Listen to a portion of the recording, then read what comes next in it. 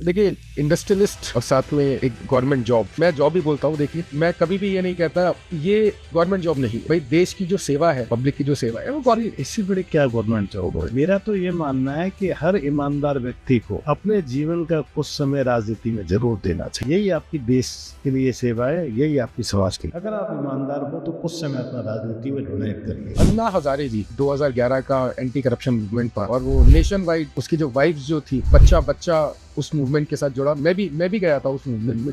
2011 में मैंने देखा कि मेरे फोन पे एक मैसेज आया, नाजी बैठ रहे हैं धरने पे, आपको ज्वाइन करना चाहिए, एक्सेप्ट करिए। हम गए, वहाँ जाते रहे, देखा। और उसके बाद फिर one fine day Arvind Kejriwal ने कहा कि भाई राजनीति को साफ करने के लिए राजनीति में उतरना पड़ेगा, राइट।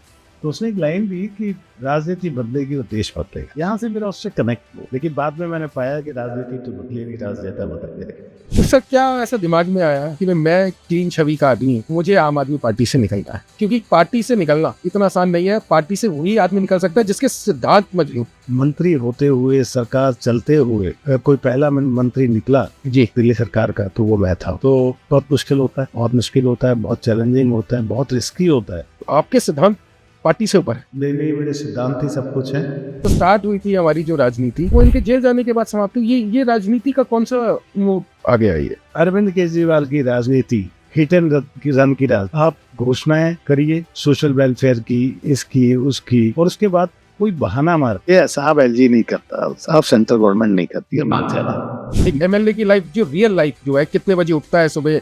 देखिए, एमएलए की जो लाइफ है, मैं तो कहूंगा कि एक तपस्या है। सुबह से शाम तक या 4 घंटे जब तक आप ऑफिस में बैठते हो, 100-200 लोग अपनी शिकायतें लेकर आते हैं। इसका संसाधन सीमित है, तो झल्लाहट तो होती है एमएलए यार, मैं कैसे पूरा कर लूं। लेकिन अगर नीयत साफ तो ताकत बढ़ती है। आपको क्या लगता है जनता ने इनको उखाड़ के क्यों फेंका? ये तो नहीं, कुछ चीजों में काम किया भी, और लेकिन जितना प्रचार किया उतना काम नहीं, और जनता ये सब समझती है। प्रचार ज्यादा है, काम कम है।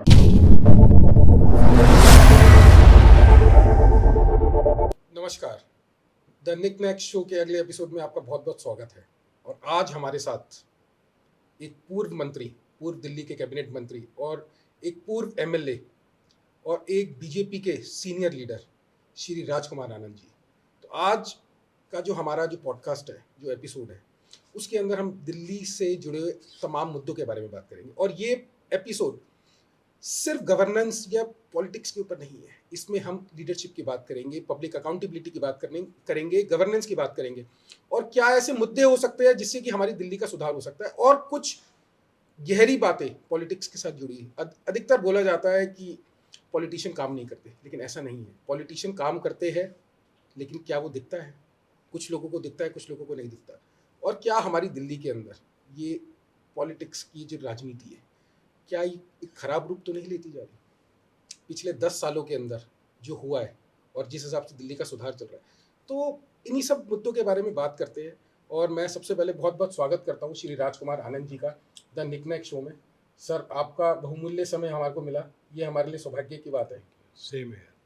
तो शुरुआती शुरुआती तो एक ही चीज़ होती है कि सर, पॉलिटिक्स की जो लाइफ है, वो सबसे पहले मैं जानना चाहता हूँ कि एक पॉलिटिशियन की लाइफ कैसी होती है। क्योंकि अधिकतर बोला जाता है कि थैंकलेस जॉब है। पॉलिटिशियन जो काम करते हैं लोगों को दिखता नहीं है। पॉलिटिशियन कहते हैं कि मैं काम कर रहा हूँ, लोग कहते हैं काम नहीं कर रहा। काम होता है, दिखता नहीं। ऐसा माना जाता है कि पॉलिटिक्स और कई पॉलिटिशियंस भी ये कहते हैं कि ये थैंकलेस जॉब है। जी। मेरा ऐसा मानना नहीं है, क्योंकि हाँ, लोगों को ये लगता होगा जब कोई नेता, कोई प्रतिनिधि जब काम करता है, जनता की सेवा में उतरता है, उसके लिए उतरता है, तो लोगों को नहीं लगता, क्योंकि कई चीज़ें ना फाइल्स पे होती हैं, पॉलिसीज़ में होती हैं, और वो जो इंतज़ार होता है। तो हम भी जब विधायक रहे, मंत्री रहे, तो हमने इसका एक बीच का रास्ता निकाला। क्योंकि अगर आपको कोई कहे कि हाँ जी आपकी सड़क बन जाएगी, तो आपको भरोसा भी होगा उस नेता के ऊपर। लेकिन अगर आपको ये बता दिया जाए कि आपकी सड़क 4 से 5 महीने में बन जाएगी, तो वो एक अच्छा रास्ता निकलता है। तो थैंकलेस जॉब मैं नहीं मानता इसको। और ये बहुत ही मतलब पॉलिटिक्स और लोगों की सेवा करना, ये थैंकलेस ना होके प्राइसलेस है। बहुत बढ़िया सर, बहुत बढ़िया। तो आपको वैसे दिल्ली का एक सीनियर लीडर के रूप में माने जाते हैं आप, तो थोड़ा संघर्ष के बारे में मालूम करना चाहता हूँ आपसे। भाई आपने एक राजनीति से पहले एक बहुत बड़े उद्योगपति, आज भी कह सकते हैं, क्योंकि देखिए समाज सेवा के साथ साथ एंटरप्रेन्योरशिप स्किल, लीडरशिप स्किल एक बहुत महत्वपूर्ण मानी जाती है। तो अर्ली डेज जो लाइफ के होते हैं कि भाई मेरा जो संघर्ष रहा, उसके बारे में थोड़ा सा मैं आपसे जानना संघर्ष तो बहुत रहे। संघर्ष तो जब मैं स्कूल में पढ़ता था, जब मैं, मुझे याद है कि मैं 8वीं या 9वीं क्लास में था, तो गांव में मजदूरों के साथ ताले की फैक्ट्री में काम करने जाना पड़ा। उसके बाद जब मैं 11th क्लास में आया तो मेरी नानी एक दिन रात को, मैं नानी के पास रहता था, और मेरी नानी का अपना एक योगदान है मेरे जीवन की फाउंडेशन में, तो एक दिन वो पूरी रात रोती रही, कह रही तू ताले की फैक्ट्री में काम नहीं करेगा, तू इसलिए नहीं बना। मुझे वो ताले की फैक्ट्री में काम करना छोड़ना पड़ा, और उसके बाद मैंने बच्चों को, अपने से छोटे वालों को ट्यूशन पढ़ा के अपना कॉलेज पूरा किया, स्कूलिंग की, क्योंकि मुझे खाली खुद का नहीं, पूरा घर का, नानी का, दोनों का खर्चा चलाना पड़ता था। कह सकते हैं विरासत में नहीं मिली राजनीति, बिल्कुल बहुत भी बहुत नहीं, बहुत बिल्कुल संघर्ष नहीं। किया, बहुत विरासत में मेहनत तो करी। संघर्ष मिले, लेकिन हमने उसको, संघर्षों को, बजाय कि संघर्ष को मैंने अपनी कमजोरी बनाता, संघर्ष को मैंने अपना, मतलब संघर्ष ने, आप समझिए कि मुझे संघर्षों ने गढ़ा है। जैसे एक डायमंड, हाँ, जैसे गढ़ा जो है, डायमंड पॉलिश किया डायमंड है। जब होता हाँ है जी, ना, हाँ जी। तो रॉ डायमंड वो मात्र एक पत्थर की तरह होता है, और उसको रगड़ रगड़ के जैसे संघर्ष जो होता है ना, बिल्कुल, उस संघर्ष के बाद बिल्कुल। वो एक डायमंड बनता है। उसके बाद फिर हम, मतलब जब मैं एमए कर रहा था पॉल साइंस में, तो मेरा कॉलेज में कम टाइम लगता था, और सड़कों पर काम ढूंढने के लिए ज़्यादा लगता था, क्योंकि इतनी ज़रूरत थी। तो छोटे छोटे काम करते करते करते करते लिबराइजेशन का दौर आया, इकोनॉमिक रिफॉर्म्स का दौर आया, और जो कास्ट थी उसको कॉस्ट में तब्दील करने की बात होने लगी, बहुत क्योंकि उससे पहले कास्ट पे ही बिजनेस होते थे, फिर कॉस्ट पे आने लग गए लिबराइजेशन के बाद। और चाइना और तमाम एशिया के मुल्क खुले, और मैंने उस अपॉर्चुनिटी को मिस नहीं किया। मैं अब्रॉड गया, छोटा मोटा काम शुरू किया, और जो भी छोटा मोटा मुकाम है, ये तो मेरा इकोनॉमिक, मतलब सफ़र है। देखिए आसान तो नहीं होता संघर्ष, जो आदमी संघर्ष करता है। ये संघर्ष तो बहुत प्रेरणा देता है, बहुत संघर्ष प्रेरणा तो देता है। बहुत प्रेरणा तो देता है। ऐसा कब लगा सर कि भी मेरे को पॉलिटिक्स में आना है? देखिए, मैं बाबा साहेब डॉक्टर भीमराव अम्बेडकर का फॉलोअर हूँ, और पे बैक टू सोसाइटी, वो हमेशा यही है उनका, जो सिद्धांत रहे हैं शुरू से। 3-4 बातें हैं उनकी मेन, उसमें एक ये भी है कि पे बैक टू सोसाइटी। अगर आप कुछ बन जाओ तो आप उसका, मतलब समाज को, जिस समाज ने आपको पैदा किया, जिस समाज ने आपको कुछ दिया, उसके लिए कुछ करो। तो वो पे बैक टू सोसाइटी की भावना राजनीति की तरफ लेकर आई। वे तो कह सकते हैं कि अगर आपके मन में समाज को देने के लिए कुछ है, तो समाज आपको लौटा के जरूर देता है। बिल्कुल देता है, बिल्कुल देता है। भाई जैसे कर्म आप करेंगे, वैसा बाउंस बैक जो है ना, उस कर्म का रहेगा। बिल्कुल। और वो साक्षात आप दिखाई देते हैं उस चीज़। भाई जो आपका जो नॉलेज है, जो आपका ऑरा है आज, वो एक अलग ही है। भाई आप दिल्ली कैबिनेट में मंत्री रहे हैं, शायद मिनिस्टर ऑफ एजुकेशन भी। एक बार मिनिस्टर ऑफ एजुकेशन भी था, हेल्थ भी थी मेरे पास कुछ दिनों के लिए, जब मनीष जी जेल गए थे। लेकिन 7 मिनिस्ट्री मेरे पास शुरू से आखिर तक 7 मिनिस्ट्री, तो सफ़र आसान नहीं है। सफर तो आसान नहीं। सफ़र आसान नहीं है। तो गवर्नमेंट, देखिए इंडस्ट्रियलिस्ट और साथ में एक गवर्नमेंट जॉब, मैं जॉब ही बोलता हूँ देखिए, क्योंकि मैं खुद एक गवर्नमेंट जॉब में हूँ। राइट। तो मैं कभी भी ये नहीं कहता कि ये गवर्नमेंट जॉब नहीं है। भाई देश की जो सेवा है, पब्लिक की जो सेवा है, वो इससे बड़ी क्या गवर्नमेंट जॉब होगी? मेरा तो ये मानना है कि हर ईमानदार व्यक्ति को जी अपने जीवन का कुछ समय राजनीति में जरूर देना चाहिए। यही आपकी देश के लिए सेवा है, यही आपकी समाज के लिए सेवा है। अगर आप ईमानदार हो तो कुछ समय अपना राजनीति में डोनेट करिए, और आप ईमानदार नहीं है तो राजनीति में मत आइए। मेरा ये मान। पहला इलेक्शन सर कौन से सन में आपने कंटेस्ट किया? पहला इलेक्शन 2013 में मेरी पत्नी को लड़वाया था हमने जी। और वो जीती। और उसके बाद फिर 2020 में। अन्ना हजारे जी जी 2011 का एंटी करप्शन मूवमेंट था और वो नेशन वाइड उसकी जो वाइब्स जो थी, बच्चा बच्चा उस मूवमेंट के साथ जुड़ा। मैं भी गया था उस मूवमेंट में, बिल्कुल। रामलीला मैदान में। हमें याद है, हम छोटे थे तो। 2011 में मैंने देखा कि मेरे फ़ोन पे एक मैसेज आया जी कि अन्ना आंदोलन अन्ना जी बैठ रहे हैं धरने पे, आपको ज्वाइन करना चाहिए, एक्सेप्ट करिए। मैंने खुद भी एक्सेप्ट किया, अपने दोस्तों से भी एक्सेप्ट कराया। हम गए वहाँ, जाते रहे, देखा। और उसके बाद फिर one fine day Arvind Kejriwal ने कहा कि भाई राजनीति को साफ करने के लिए राजनीति में उतरना पड़ेगा टाइप। तो उसने एक लाइन दी, क्योंकि मैं पॉल साइंस का छात्र रहा हूँ, तो उसने एक लाइन दी कि राजनीति बदलेगी तो देश बदलेगा। यहाँ से मेरा उससे कनेक्ट हुआ। लेकिन बाद में मैंने पाया कि राजनीति तो बदली नहीं, राजनेता बदल गए। अधिकतर देखा गया है ऐसा। तो इतिहास तो यही कहता है, हाँ, राजनेता बदल गए, राजनीति तो बदल गई। राजनीति नहीं। आम आदमी पार्टी का आपका सफर मैं जानना चाहता हूँ। 10-11 साल 12 साल हाँ, और करीबन 12 साल का जो सफर था अरविंद केजरीवाल के साथ। मफलर मैन, हमें ये नहीं पता प्रोपोगेंडा था, आर्टिफिशियल था, रियलिटी थी। मफलर मैन क्या था या क्या है? देखिए, आज भी अरविंद केजरीवाल जी की फॉलोइंग है, इसमें कोई दो राय नहीं है। लेकिन वो दौर कैसा था आम आदमी पार्टी का? क्योंकि एक तरफा आम आदमी पार्टी की इतनी सीटें आना, दिल्ली की जनता का इतना समर्थन मिलना, वो एक आसान चीज नहीं थी। तो किस मुद्दे पे इलेक्शन वो जीते थे? नहीं, जहाँ तक मफलर मैन की बात है तो बिल्कुल डेफिनेटली प्रोपोगेंडा था, बट वो इतना बड़ा ब्रांड बन गया जिसका कोई हिसाब नहीं है। और दिल्ली की राजनीति, उन्होंने वही राजनीति बदलेगा तो देश बदलेगा, उसमें बहुत लोग आए और लाखों करोड़ों लोगों ने उनको साथ दिया। तो ये राजनीति ऐसे बदल गई कि 12-13 साल के अंदर जो राजनीति, देखिए, इनकी जो राजनीति जो क्या स्टार्ट थी। हुई थी हमारी जो राजनीति, वो इनके जेल जाने के बाद समाप्त हुई। ये राजनीति का कौन सा मूड आ गया? ये अरविंद केजरीवाल की राजनीति हिट एंड रन की राजनीति, हिट एंड रन।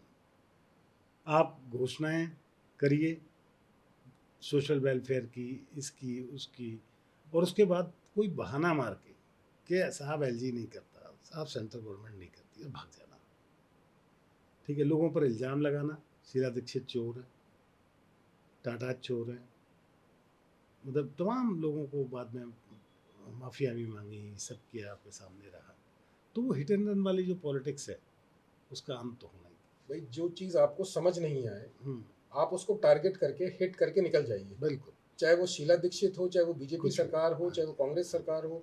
एक गठबंधन की भी बात करते हैं, पीछे बात हुई थी कि शायद ये यूपी की कुछ पार्टी से, बीएसपी से या ममता जी से गठबंधन भी वो इन्होंने करने की कोशिश करी। इंडिया वो भी ये फेल हो गए। इंडिया गठबंधन बनाने की कोशिश की थी, लेकिन वो भी चल नहीं पाया। तो सर, क्या ऐसा दिमाग में आया कि भाई मैं क्लीन छवि का आदमी हूँ, मुझे आम आदमी पार्टी से निकलना है? क्योंकि पार्टी से निकलना इतना आसान नहीं है। पार्टी से वही आदमी हाँ, निकल एक सकता है जिसके सिद्धांत मजबूत हो। मंत्री होते हुए, सरकार चलते हुए अगर कोई पहला मंत्री निकला जी, दिल्ली सरकार का, तो वो मैं था। तो बहुत मुश्किल होता है, बहुत मुश्किल होता है, बहुत चैलेंजिंग होता है, बहुत रिस्की होता है। तो आपके सिद्धांत पार्टी से ऊपर है। पर बिल्कुल, मेरे लिए मेरे सिद्धांत ही सब कुछ है। और उसके बाद मैंने देखा कि जो मैं करना चाहता था जी, वो आदरणीय नरेंद्र मोदी जी देश के लिए कर रहे हैं।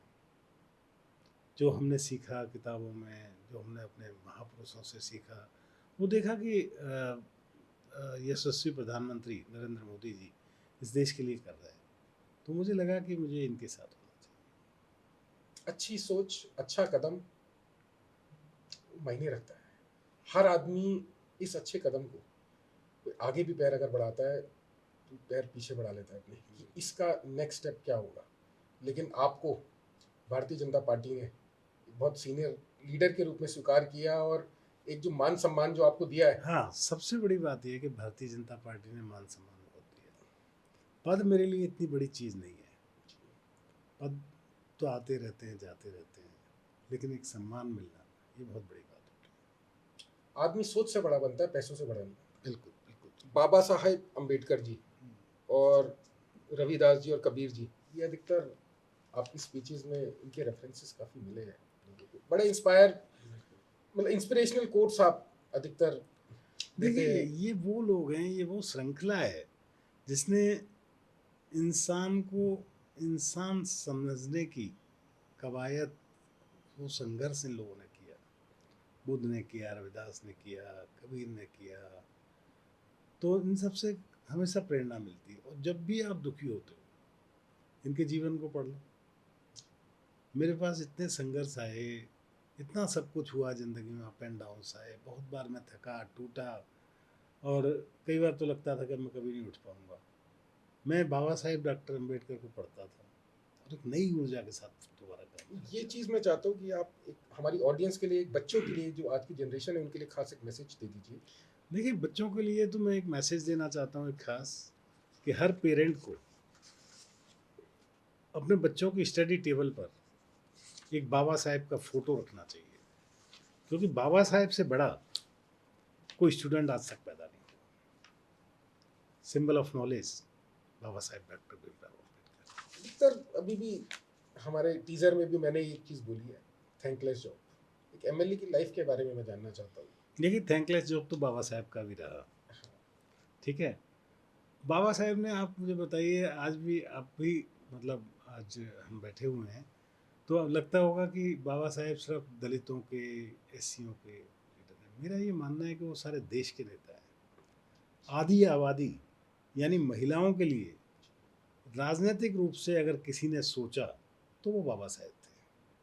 हिंदू कोड बिल और महिलाओं के कितनी चीज़ें होती थी, बाल विवाह होते थे और तमाम चीज़ें होती थी, वो सबको रिफॉर्म करना ये बाबा साहब ने किया। मजदूरों के लिए लड़ाई लड़ने का काम उन्होंने किया।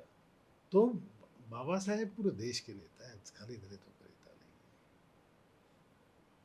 सर, एमएलए की लाइफ बता दीजिए कैसी होती है जनता को। वो कहते देखिए हैं कि भाई हाँ, अधिकतर जो सोच जो है लोगों की, वो ये है कि भाई एक एमएलए साहब जो है वो सुबह 9 बजे उठते हैं, 10-11 बजे सो जाते हैं, गाड़ी है, ड्राइवर है, किसी का फ़ोन आया तो उठा लिया, नहीं आया तो नहीं। मैं थोड़ा सा, खासकर नहीं जब नहीं, हम पब्लिक में जब जाते हैं ना, जो एक लोगों की परसेप्शन है, मैं चाहता हूँ कि आज आपके माध्यम से ये परसेप्शन दूर करी जाए। एक एमएलए की लाइफ, जो रियल लाइफ जो है, कितने बजे उठता है सुबह। देखिए एमएलए की जो लाइफ है, मैं तो कहूँगा कि एक तपस्या है।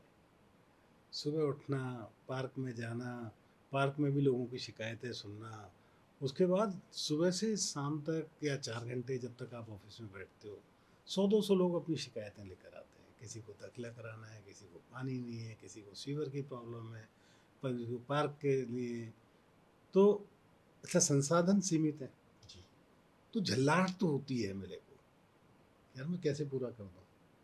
लेकिन अगर नीयत साफ हो तो ताकत मिलती है और आदमी करता चला जाता है। सबकी एक्सपेक्टेशन है ना भाई, वो जो 200 आदमी आपके पास सुबह से शाम तक आ बिल्कुल रहे हैं, बिल्कुल। और मैंने देखा है बड़े करीब से, आप जैसे एमएलए और भी हमारे जो बीजेपी के जो एमएलए है, सुबह 6:30 बजे रेडी होके बिल्कुल 7 बजे अपने ऑफिस में बैठ गए कि कब मिलने आने वाले हैं लोग, किसकी समस्याएं सुननी है। 200 फोन कॉल्स। आपकी निजी जिंदगी, आपकी निजी जिंदगी नहीं है, वो पब्लिक की सेवा के लिए। कभी ऐसा भी हुआ है सर कि मुझे किसी फंक्शन में जाना है, फैमिली फंक्शन में, और पता लगा कि जी समाज सेवा का कोई फंक्शन है। बहुत बार होता है, बहुत बार होता है, बहुत बार होता है कि हमें जो पर्सनल इवेंट्स हैं वो सेक्रीफाइस करने पड़ते हैं समाज के लिए, अ, दिल्ली के लिए, देश के लिए। बहुत बार होता है। मैं पीछे एक मंत्री जी के साथ था, तबीयत ठीक नहीं थी, कहते भाई मैंने चीफ गेस्ट में अपना नाम दे दिया, आज मुझे जाना पड़ेगा। ऐसा भी कभी ऐसा ऐसा भी होता है। खूब होता है, खूब होता है ये। और ये करना ही, मैंने कहा ना, तपस्या है ये। और इस तपस्या के दौर से निकलना, यही पे बैक टू सोसाइटी है। कुछ पब्लिक ऐसा देखती है कि जी सिक्योरिटी मिली है, लेकिन वो तपस्या नहीं देखती, उसके हम्म, पीछे का तप नहीं देखती, एक मेहनत नहीं देखती। नहीं नहीं, ऐसी कोई सिक्योरिटी देखिए किसी एमएलए को कुछ खास नहीं नहीं मिलती। अब कोई न्यूसेंस करे तो अलग बात है, अदरवाइज तो बहुत कम, आपने गवर्नमेंट जॉब कहा तो बहुत कम सैलरी होती है एमएलएस की। और सिर्फ वो तपस्या और दिल में जो देश के लिए काम करने की, क्षेत्र के लिए काम करने की जो भावना है उनको लेकर आती है। इन तीनों में से सबसे टफ कौन सा है भाई? एक पार्टी वर्कर है, एक एमएलए साहब है, हम्म, और एक हमारे मिनिस्टर हो गए। हम्म। इसमें सबसे चैलेंजिंग किसको मानते हैं?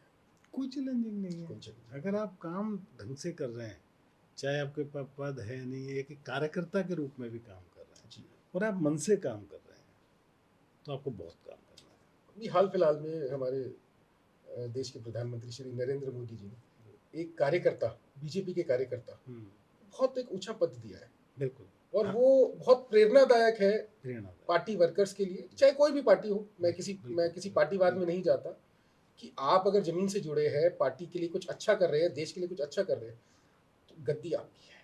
और ये चीज हमारे प्रधानमंत्री जी ये ने, बिल्कुल इनसे सीखने वाली बात इनसे है। सीखने पूरे की चीज है। संसार को सीखना चाहिए।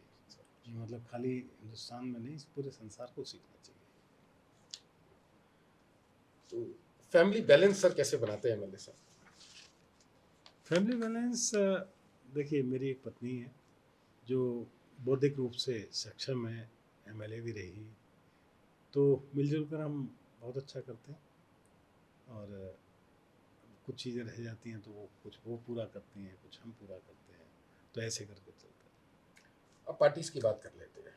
यहाँ आम आदमी पार्टी, यहाँ बीजेपी, कहाँ देखते हैं हम दोनों पार्टीज को?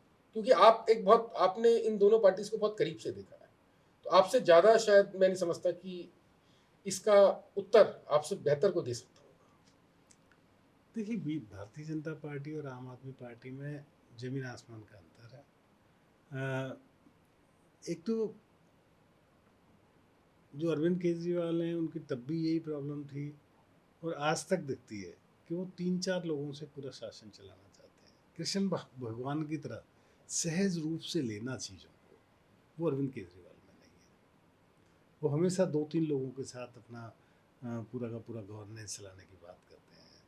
वो नहीं होता। पूरे मतलब सारी पार्टी इकोसिस्टम को बहुत क्लोज, सबको बहुत इकोसिस्टम साथ बहुत लेके क्लोज कर चलना दिया है। पड़ेगा। अथॉरिटी, वो जो एक वो एक प्रॉब्लम इनको अथॉरिटी आती जो है। डेलीगेट करनी चाहिए थी, वो अथॉरिटी डेलीगेशन नहीं है। वो एक प्रॉब्लम शायद यही फेलियर रहा है राइट, अरविंद केजरीवाल जी का। यही है। शुरू के जो खास, मैं नाम तो नहीं लूंगा, जो हम्म। 4 लोग जो उनके इकोसिस्टम के अंदर है, they are the only decision makers.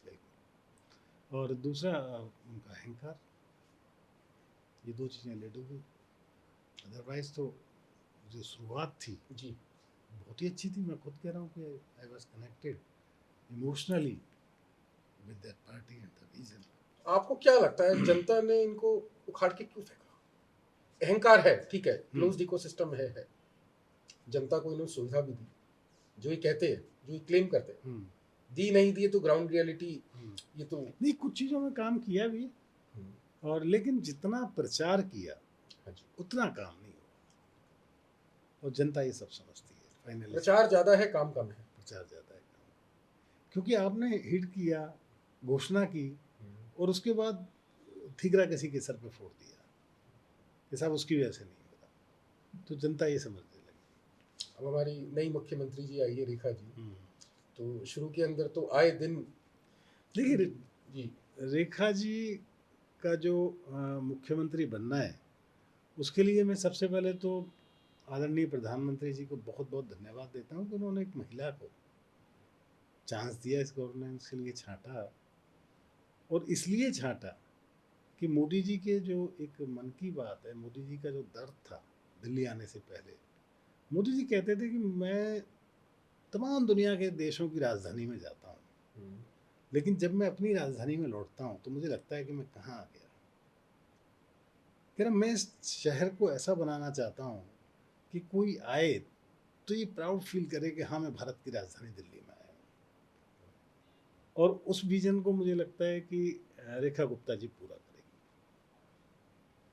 जिस हिसाब से दृढ़ संकल्प से लगी हुई है जी, आते ही काफी योजनाएं, काफी काम किया। सरल स्वभाव की हैं, हर आदमी से मिलती हैं, और काम करने की पूरी इनके अंदर कूट कर भरा हुआ है, तो ये करेंगी।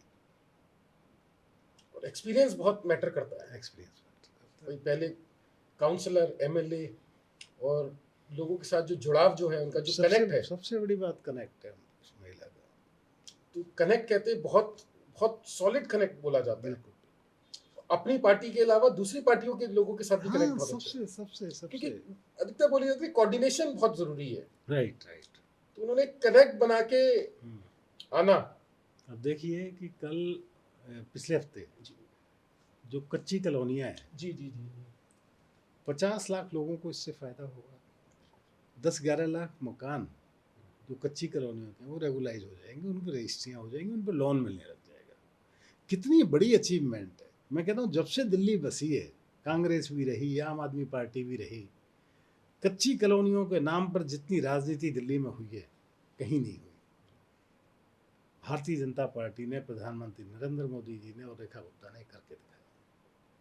और अब उनको सबको रजिस्ट्रियाँ उनकी होंगी, उनको लोन मिलेंगे, उनकी दुकानें रेगुलाइज होंगी। तो ये बहुत बड़ा कदम है। कुछ प्रॉब्लम्स की बात कर लेते हैं दिल्ली में, जो कि भाई पब्लिक को भी चीजें समझनी चाहिए। एक जो मेजर जो आजकल जो इशू जो आता है, कि आप तो सरकार में हैं और आपसे भी राय ली जाती है, ई रिक्शा का एक बहुत मुद्दा देखो, बोला जाता है कि इसके दो पहलू है। एक तरफ तो ये पहलू है कि ई रिक्शा, इनका निजीकरण होना चाहिए, इसके एक कंट्रोल होना चाहिए। दूसरा इसका एक जो पहलू आता है कि उन लोगों को रोजगार मिल रहा है। इसके बारे में मैं आपसे थोड़ा सा समझना चाहता हूं। देखिए, दिल्ली में ई रिक्शा अभिशाप भी है और वरदान भी है। लास्ट हाउस कनेक्टिविटी तक ई रिक्शा देता है, लेकिन अभिशाप इसलिए है कि इनके कोई रूट तय नहीं है। इनका कोई ऐसा सिस्टम नहीं बनाया है गवर्नमेंट ने कि इनको कोई ट्रेनिंग दी जाए, इनके रूट्स बनाए जाए। ये कहीं भी किसी गली से जरूरत है। अदरवाइज ई रिक्शा को तो वरदान है मेरे हिसाब से। It's my personal opinion.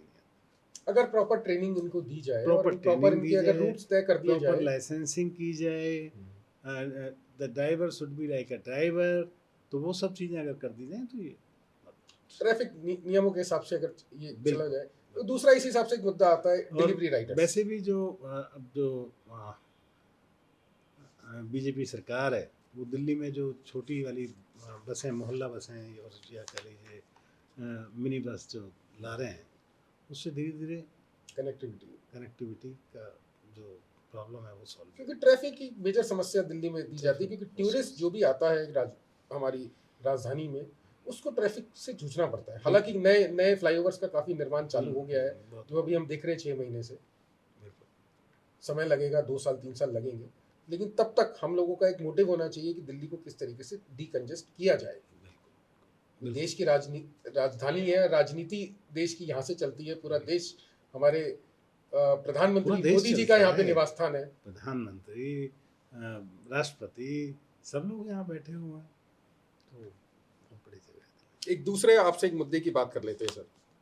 तो सर, आपको क्या लगता है नरेंद्र मोदी जी का जो विजन है, एक तो मेड इन इंडिया बहुत चर्चा में रहा है मुझे, तो इनका जो विजन है, मिशन है, ऑब्जेक्टिव है, आगे 10 साल क्या नजर आता है आपको भारत मोदी जी के नेतृत्व में? देखिए, मोदी जी का जो नेतृत्व है, एक तो मोदी जी ने जो सबसे बड़ी चीज़ दी है ना, मैं बहुत बार विदेश गया, आप भी गए होंगे, तो पहले जब हम जाते थे मोदी जी के आने से पहले, और अब जब हम जाते हैं, तो हमें जो जिस ढंग से लोग स्वागत करते हैं हमारा, और मतलब एक एक बदलाव नज़र आता है दृष्टिकोण में, कि लोग पहले किस तरह देखते थे। मुझे याद है कि शुरू में पाकिस्तानी बोला करते थे हमें, पाकिस्तान, बांग्लादेश और हिंदुस्तान, इन तीनों में क्योंकि सिमिलरिटी है फेस में, तो वो बोला करते थे। अब इंडिया के आदमी को अलग पहचाना जाता है। मोदी जी ने हमारे को सम्मान दिया है। ये मोदी जी ने किया। मोदी जी ने हर देशवासी को सम्मान दिया है, जो भी देशवासी बाहर देखिए, आज इतनी लड़ाइयाँ चल रही हैं, आसपास के तमाम मुल्क युद्ध की आग में जल रहे हैं, अपनी समझबूझ और अपनी डिप्लोमेसी से मोदी जी ने इस देश को बचा के रखा है। एक दिन हमारे पेट्रोल पंपों पे लाइन नहीं लगी। नहीं लगी। बहुत बड़ी बात है सर, कहना आसान है। किस डिप्लोमेसी से हम लोग तेल और ये सारी चीजें, हम कह सकते हैं हाँ, ग्लोबल डिप्लोमेसी मोदी बहुत स्ट्रांग, बहुत बहुत स्ट्रांग, स्ट्रॉन्ग, बहुत रीढ़ की हड्डी जो है वो बिल्कुल बिल्कुल, स्ट्रांग करके चले हैं मोदी जी। और वो जानते हैं कि वो इंटरनेशनल लेवल पे इंडिया की क्या स्टैंडिंग है। और आज जब भी मोदी जी विदेश मुझे जाते मोदी हैं, जी क्यों बहुत ज़्यादा अच्छे लगते हैं कि बाबा साहेब अम्बेडकर ने संविधान सभा की आखिरी मीटिंग में ये कहा था कि मैंने रानी के पेट का ऑपरेशन कर दिया है, आज के बाद हर व्यक्ति का वोट का वैल्यू सेम होगा, चाहे वो भिखारी हो, राजा हो या रंक हो, महिला हो या पुरुष हो। लेकिन उन्होंने चेताते हुए कहा था कि लेकिन सामाजिक और आर्थिक जो खाइयाँ हैं उनको पाटने का काम आने वाली सरकारों को करना होगा। 75 साल आज़ादी को हो गए, किसी ने सोचा? आज मोदी जी ने 80 करोड़ लोगों को राशन मुफ्त दिया। आज मोदी जी ने 4 करोड़ से ज़्यादा लोगों को पक्के मकान दिए, उज्ज्वला गैस दी, जनधन अकाउंट दिया, डायरेक्ट बेनिफिट टैक्स के रूप में लोगों के अकाउंट तक पैसे पहुंचाए। क्या क्या नहीं किया। मनरेगा हाँ, के अंदर किसानों के लिए किसानों उन्होंने के लिए किसान सम्मान बहुत निधि। बहुत कुछ किया है। और तो मैं कोविड का आपको समय बताता हूँ सर। कोविड के समय जो गरीब तबके के लोग हैं, जो मजदूरी करके अपना घर चलाते हैं, खाना, उनको राशन मिलना उस सेंसिटिव टाइम पे सरकार से मिलना। और देखिए हमारे देश में जनसंख्या, आप जानते हैं कि कितनी जनसंख्या है। ये कोई ऐसा देश नहीं है जहाँ पे 10 मिलियन या 5 मिलियन जनसंख्या, हम लोग 150 करोड़ की जनसंख्या का देश है। और एक 30-40% लोग ऐसा है जो कि सुबह सुबह से शाम तक उसको खाने के लिए चाहिए, मजदूरी है। देखिए, आप मोदी जी की बात कर रहे हैं तो मुझे याद आया कि देखिए मोदी जी के शासनकाल में 27 करोड़ से ज़्यादा लोग गरीबी की रेखा से ऊपर निकल आए। आप जानते हैं कि मैं तो रहा हूँ, दोनों में रहा हूँ। गरीबी की रेखा से नीचे रहा हुआ व्यक्ति कुछ नहीं सोच सकता। जो आदमी अपने बच्चों को पढ़ाने की नहीं सोच सकता, उसे वोट का भी कोई मतलब नहीं पता, कोई कीमत नहीं पता, वो जब गरीबी की रेखा से ऊपर आता है तब वो मेरे हिसाब से सही मायने में नागरिक बनता है। तो उन 27 करोड़ से ज़्यादा लोगों को नागरिक बनाने का काम नरेंद्र मोदी ने किया। आप तो वैसे भी एजुकेशन मिनिस्टर रहे हैं कुछ टाइम के लिए, और हम अधिकतर ये सुनते आ रहे हैं, पढ़ते आ रहे हैं, समग्र शिक्षा अभियान, सर्व शिक्षा अभियान, गरीब लोगों को जिस हिसाब से मुफ्त के अंदर एजुकेशन दी जा रही है, वो अपने आप में एक मायने रखने वाली चीज़ है। बिल्कुल। देखिए, गरीब को अगर आप पढ़ा देंगे, सक्षम बना देंगे। देखो, जो अंत्योदय का सोच है, जो बीजेपी फाउंड करने वाले लोगों का रहा कि पंक्ति में खड़े अंतिम व्यक्ति को के लिए कुछ करना है, उस पर मोदी जी काम कर रहे हैं।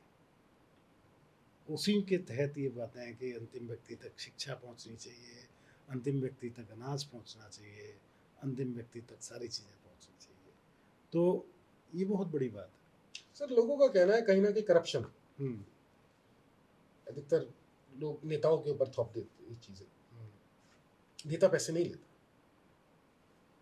इसकी करप्शन क्यों ऐसा बोला जाता है कि फलाना नेता पैसे खा गया या फलाना कर्मचारी पैसे खा गया? अभी 3 दिन पहले भी हमारे मुख्यमंत्री जी ने एक एमसीडी के अधिकारी को सस्पेंड किया। तो क्या करप्शन के बारे में थोड़ा सा मैं जानना चाहता हूँ, लोगों की बड़ी एक इच्छुक। देखिए, करप्शन ऐसा नहीं है कि सब जगह करप्शन है या कोई गवर्नमेंट के लेवल पर करप्शन है, लेकिन करप्शन है। करप्शन इसलिए है कि लोग पैसे के लिए इंसानियत को भूल रहे हैं।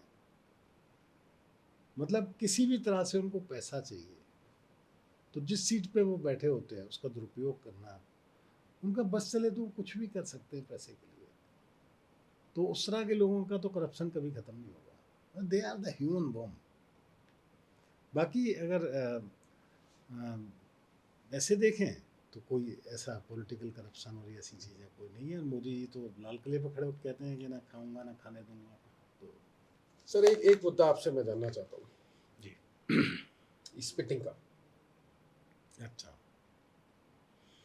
देखिए उसमें क्या है कि बिल्कुल ये बहुत वाहियात बनाए हैं, और ये सरकार का नहीं है, ये हम लोगों का है। हम लोगों का है सर, हम लोगों का हकीकत बात है। पब्लिक अवेयरनेस आनी चाहिए। आपने ट्रैफिक का भी कहा था, तब भी मैं यही कहना चाहता था कि पब्लिक जैसे ट्रांसपोर्ट है उसमें पब्लिक अवेयरनेस जब तक नहीं आएगी to use the public transport, तब तक नहीं होगा। वैसे ही इसमें क्या है कि सरकारें जुर्माना लगाएं ज़्यादा, और लोग इसमें स्वेच्छा से ये सब काम ना करें, स्पीडिंग ना करें, तो ये समस्या चलते सॉल्व हो फिरते लोग जाएगी। जो है देखिए थूक देते सिंगापुर में आज थूक नहीं सकते आप सड़कों पे, तो आपके गुटखा हिसाब तो से दूर की बात है। तो आपके हिसाब से सिंगापुर कोई जुर्माना जो है शुरुआत से ऐसा नहीं था सर, वो सरकारों ने और नागरिकों ने मिलके किया, और यहाँ भी हो सकता है अगर हम सब लोग मिलके काम करें तो। हमें टोकना पड़ेगा जो हाँ। आदमी थूक रहा है। आज ये कैमरे वाले भाई साहब, ये भी तो सरकार है। राजनीति हर व्यक्ति के जीवन को प्रभावित करती है, चाहे वो कहीं भी हो, किसी भी हालत में हो। सर ये पब्लिक के लिए एक मैसेज दे दीजिए, भाई आप जैसा देते हैं, आप सड़क को भी, दिल्ली आपकी है, उस दिल्ली में आपका घर है, वो सड़क भी आपके घर का ही हिस्सा है। अगर अपने घर को गंदा रखेंगे आप, जैसे घर में सफाई करते हैं, तो सड़क को भी साफ रखिए। एक ही मैसेज पढ़े लिखे बच्चों के लिए। और जो लोग थूकते हैं, अधिकतर ऐसा देखा गया है कि गाड़ी में खाना मंगाया और प्लेट नीचे, और ये पढ़े लिखों की, ये एजुकेटेड क्लास की मैं बात कर रहा हूँ। देखिए इंडिया गेट पे केले खा के छिलके फेंक देना, 20 लाख की गाड़ी में चलना, उस 20 लाख की गाड़ी का मैं कोई मतलब नहीं समझता वो। और आपने कॉलेज किया हुआ है और आप आईआईटी के छात्र हैं, तो मेरे हिसाब से आप अशिक्षित हैं। आपको अपना बौद्धिक स्तर बढ़ाना चाहिए, और आपको कोई नहीं सुधार सकता, आप खुद ही सुधार सकते हो अपने आप को। तो अपनी जिम्मेदारी समझिए, और कहीं भी कोई इस तरह से आप कूड़ा थूकना ये सब कर रहे हैं, तो उसको अपना घर समझिए कि देश, ये दिल्ली मेरा घर है, इसको साफ रखना मेरा कर्तव्य है। सर आपको बहुत प्यार मिला है पटेल नगर की जनता से, एक मैसेज मैं चाहता हूँ कि पटेल नगर की जनता के लिए। देखो पटेल नगर बहुत अच्छी जगह है, और पटेल नगर भी संघर्षों की जगह है, तो इसलिए मुझे पटेल नगर पसंद है। पटेल नगर के लिए मुझे बेशक बहुत ज़्यादा समय नहीं मिला, लेकिन मैं बहुत काम किया वहाँ के लिए। जब मैं मंत्री था तो 700 करोड़ रुपए का पानी का एक प्रोजेक्ट पास कराया, जिससे हर घर में पानी का कनेक्शन होगा, नई पाइपलाइन होगी, उस पर काम हो रहा है। और जिस दिन वो काम हो जाएगा, हर घर में पानी होगा, साफ पानी होगा। तो लेकिन बहुत काम रह गए मेरे छोड़ने से। मेरे सिद्धांतों ने शायद पटेल नगर को कहीं अधूरा रखा है, जिसको मैं अगली बार जरूर पूरा करूँगा। हम तो दिल से, तहे दिल से एक ही दुआ करते हैं, तमन्ना भी, दुआ भी, और विद ड्यू रिस्पेक्ट, कि वो चीज़ें पूरी हो। बिल्कुल, मैं भी चाहता हूँ कि वो चीज़ें पूरी हों। और पटेल नगर के लोग, देखिए जैसे इलेक्शन है, पीछे इलेक्शन में बहुत कम वोटों से हारा, तो मुझे हार का गम नहीं है। उससे पिछली बार 33,000 वोट से आम आदमी पार्टी वहाँ जीती थी, 32,000 के से, और इस बार 4,000 वोट से 4049।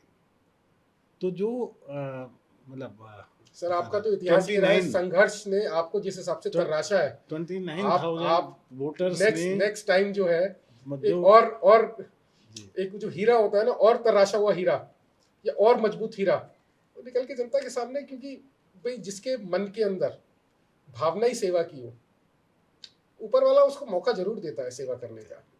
भाई आज हम तो मोदी जी, हमारे तो प्रेरणादायक मोदी जी है बिल्कुल ना। बिल्कुल बिल्कुल भाई कौन ऊपर वाला देने वाला है मोदी जी को। बिल्कुल मोदी जी जैसे जब दे दिए, तो टीम भी मोदी जी जैसी ही बनेगी। बिल्कुल, जिस हिसाब से हम देख रहे हैं दिल्ली के अंदर, राइट। हम as a citizen of Delhi हम डिफरेंस देख रहे हैं दिल्ली के अंदर। सर मेरी एक गुजारिश और है, हमारी दिल्ली में डस्टबिन की बहुत कमी है, और ये अधिकतर मेरे को कई लोगों से एक सुनने में आता है कि हर 200 कदम पे, ये समस्या 1 साल में खत्म हो जाएगी। हर 200 This I मीटर can पे। assure you on behalf of my respected honorable CM, कि ये समस्या आपकी खत्म हो जाएगी।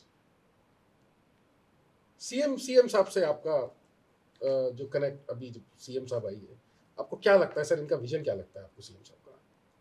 उनकी एक तो सरलता, उनका काम करने का ढंग, और उनका विज़न जो मैंने बताया कि प्रधानमंत्री नरेंद्र मोदी जी का जो विज़न है दिल्ली को दुनिया की सबसे अच्छी राजधानी बनाने का, और उस चैलेंज को ऑनरेबल सीएम ने, रेखा गुप्ता जी ने लिया है, और मुझे पूरा विश्वास है कि वो करेंगे। क्योंकि जब भी ये सीएम हमारी जो सीएम साहिबा है, जब इनका नाम अनाउंस हुआ था, तो लोगों दिल्ली की जनता ने ये बोला था कि दिल्ली के लिए शीला दीक्षित हो गई। मैं इसमें पार्टीवाद को दूर रख देता हूँ, और शीला दीक्षित को, मैं कांग्रेस पार्टी को बिल्कुल साइड रखता हूँ इस चीज़ में। शीला दीक्षित को ये कहते हैं कि ये एक वो शख्स थी जिन्होंने दिल्ली को फ्लाईओवर दिया और दिल्ली का स्वरूप ही बदल दिया था, जो दिल्ली चाहती थी। तो वो ये इस इनके अंदर डेफिनेटली शीला दीक्षित जी के टाइम में बहुत सारे फ्लाईओवर बने, इंफ्रास्ट्रक्चर पे काम हुआ, लेकिन क्या इंफ्रास्ट्रक्चर इज अकेला बहुत ओनली कुछ नीड नहीं है। ऑफ दिल्ली? क्या ये 10 लाख जो कच्ची कॉलोनी कॉलोनी के यहाँ की मकान थे, ये जरूरत नहीं थी? इस पे कांग्रेस ने डिलिमिटेशन कराया 2 बार 3 बार, और 3 इलेक्शन जीते, क्योंकि क्या करते थे कि डिलिमिटेशन में ये डाल देते क्लस्टर, और इस पे निरी पानी की राजनीति होती थी, पानी बंद, नेताजी जिंदाबाद। तो वो कांग्रेस ने किया। तो क्या ये जरूरत नहीं थी? बहुत जरूरत। क्या पोल्यूशन जरूरी नहीं था? क्या और तमाम चीजें जरूरी नहीं थी? तो ये दिल्ली का समग्र विकास के लिए नरेंद्र मोदी जी की जरूरत है। सर 10 साल पहले जब दिल्ली का जो पोल्यूशन ऑप्टिमम लेवल पे पोल्यूशन होता था, 10-15 साल पहले, ये 2-3 साल 4 साल से हम जो देख रहे हैं पोल्यूशन का लेवल बहुत ज़्यादा अचानक से। तो क्या आम आदमी पार्टी ने इसके ऊपर, पोल्यूशन के ऊपर या एनवायरनमेंट के ऊपर काम नहीं किया? देखिए, काम सभी करते हैं, हिट एंड रन वाले काम काफ़ी हुए, और पॉल्यूशन इतना आसान मुद्दा तो आज भी नहीं है। This is true, this is true कि कोई मैं कहूँ कि साहब मैजिक हो जाएगा, 1 साल में पॉल्यूशन ख़त्म हो जाएगा। पॉल्यूशन है समस्या, और धीरे धीरे ठीक भी होगा। पॉल्यूशन जैसे आप चाहते हैं वैसा पॉल्यूशन तो कभी नहीं हो सकता। पूरी नहीं, दुनिया सरकारें में सरकारें बात करती है कि भाई इंडिया को नेट जीरो बनाना है, और हमारा एम भी 2070 तक है। हम्म, बाकी कुछ कंट्रीज का एम 2035 है, किसी का हम्म, 2050 है। हम्म, वहाँ पे लोग जागरूक हैं, और लोगों को ये पता है कि हमें धुआं नहीं करना। बिल्कुल। देखिए, दिल्ली भी उस रास्ते पे बढ़ तो रही है, जैसे इंडस्ट्रीज़ को हमने शिफ्ट कर दिया, और और भी कई सारी चीज़ें हो रही हैं, लेकिन जहाँ तक गाड़ियों का जो ईवी में कन्वर्जन है, दैट इज़ स्लो। वो जब सारा नहीं होगा, और जब तक इंफ्रास्ट्रक्चर डेवलपमेंट जो बहुत तेज़ी से इस सरकार में शुरू हुआ है, वो जब तक ज़मीन पे नहीं आएगा, क्योंकि उसमें टाइम तो लगता है 1-2 साल का, वो जब तक ज़मीन पे नहीं आएगा तब तक थोड़ा सा फर्क आएगा, उसके बाद स्थितियाँ एकदम ठीक हो जाएंगी। सर आपका एक विजन और एक मिशन दिल्ली वालों के लिए जो अभी अधूरा है, क्योंकि आप बहुत, मैंने देखा है कि बहुत मोटिवेशनल स्पीचेस भी देते हैं, लीडरशिप रोल भी आपके रहे हैं, तो क्या आप चाहते हैं कि दिल्ली के अंदर बदलाव हो? देखिए, दिल्ली में एक तो मैं जो इंटरनेट, मोबाइल्स हैं, ये बच्चों की पहुंच से जो हर चीज़ बच्चों को परोसी जा रही है, मैं इसके एकदम खिलाफ हूँ। मैं इसको कम करना चाहता हूँ, उनका स्क्रीन टाइम कम करना चाहता हूँ। और जो जेन जी है हमारी नई, देखो हम आज जाने जाते हैं युवाओं का देश। तो आज, और युवाओं के देश में युवाओं के ऊपर फोकस, जी उनके स्ट्रेस मैनेजमेंट का काम, हाँ, बहुत स्ट्रेस बहुत उनको देखा जाता योगा, है, मेडिटेशन, और ये गुस्सा, एंजाइटी, गुस्सा, वही एग्रेशन। स्ट्रेस मैनेजमेंट, ये सब चीज़ों पर बहुत काम करने की ज़रूरत है। बाकी चीज़ें तो आएंगी और वो करेंगे ही, लेकिन उसके साथ साथ ये सब चीज़ें करेंगे। जैसे आपने बताया वो स्पिटिंग पर, जी वो उस तरह के काम बहुत ज़रूरी हैं, तो करेंगे, बहुत अच्छा करेंगे, बहुत बहुत अगर बढ़िया सर। भगवान ने मौका मैं दिया तो। पहले तो दिल से बहुत बहुत आपका धन्यवाद करना चाहता हूँ, और दूसरा दुआ, दोबारा मैं बोल देता हूँ, दुआ भी और दिल से तमन्ना भी कि आइए और देश को बदलिए। अच्छे लोग, पॉजिटिव लोग, देश की ज़रूरत है। Thank you so much. और बहुत बहुत आपका धन्यवाद इस शो में आने का।